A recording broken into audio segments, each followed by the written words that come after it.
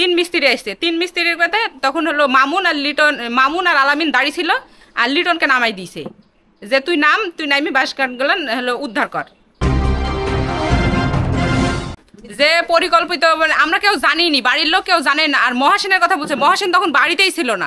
সে তখন মিস্ত্রি বলিছে যে তার লাগবে, কি কি রড লাগবে সেসব নিয়ে আসতে গেছে মিস্ত্রির জন্য। যখন ওরা পড়ে তখন কেউ ছিল না ওইখানে ছিল শুধু লিটন। যখন পড়ে যায় তখন মিস্ত্রি ছিল আর আলামিন নামে আরেকটা মিস্ত্রি ছিল। লিটনকে ডাকি নিয়ে আসতে মামুন, হ্যাঁ হেড মিস্ত্রি ডাকি নিয়ে আসতে কাজের জন্য। যে কাজের জন্য নামি নিয়ে আসতে তখন হচ্ছে টাঙ্কির মধ্যে নামিছে, মামুন নামিছে।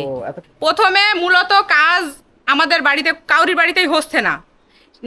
টাঙ্কিটার ওই যে টাঙ্কির ভিতরে যে কাঠ বাস আছে সেগুলা হলো আরেকজনের বাড়িতে ভাড়া দিবে। সেজন্য ও আসার পরপরই, মিস্ত্রি আসার পরই বলছে আগে হলো আমরা টাঙ্কির মধ্যে যে বাঁশ কাঠ আছে সেগুলো আগে খুলে নিয়ে আসি, অন্য জায়গায় ভাড়া দিই মামুন বলেছে। মিস্ত্রি মানে মামুন হেড মিস্ত্রি। সে তখন হচ্ছে ওই কাউকে, আমাদের বাড়ির কাউকেই জানায়নি সে যে আমরা কাঠ খুলতে যাচ্ছি, আপনারা আসেন কি ভালো কি মন্দ এরকম কিছুই বলেনি সে।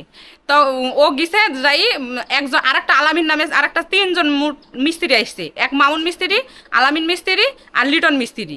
তিন মিস্ত্রি আসছে। তিন মিস্ত্রির কথা তখন হলো মামুন আর আলামিন দাঁড়িয়ে ছিল, আর লিটনকে নামাই দিয়েছে যে তুই নামি বাঁশ কাঠগুলো হলো উদ্ধার কর। তখন যখন দেখছে যে লিটন নামি যখন ওর মধ্যে অচেতন হয়ে গেছে, তখন মামুন হচ্ছে রাজনকে ডাকিছে, যে মিস্ত্রি ডাকিছে নিজে, যে রাজন তুই হলো ওর মধ্যে লিটন পড়ে গেছে, তুই তাড়াতাড়ি আয়, তুই চিকন মানুষ, তুই তাড়াতাড়ি আয়, ওকে উদ্ধার করতে হবে। তখন রাজনের মা মিজান মানে রাজন যে মারা গেছে তার ভাই মিজান, তিনজন ওইখানে দড়ি আসছে।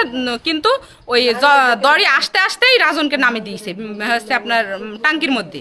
এখন এটা পুরাপুরি অ্যাক্সিডেন্ট। মিস্ত্রি তো কাজের জন্য ডাকবে না যে হচ্ছে আই কাজ করব কি ভালো কি মন্দ। এই ক্ষেত্রে যদি একজন মারা যায় সেটি তো সম্পূর্ণ অ্যাক্সিডেন্ট। সেহেতু আমার বক্তব্য অনুযায়ী সমাজে মানুষ আছে, আমরা একটা তাদেরকে আলোচনা করি, ক্ষতিপূরণ দিতে পারি।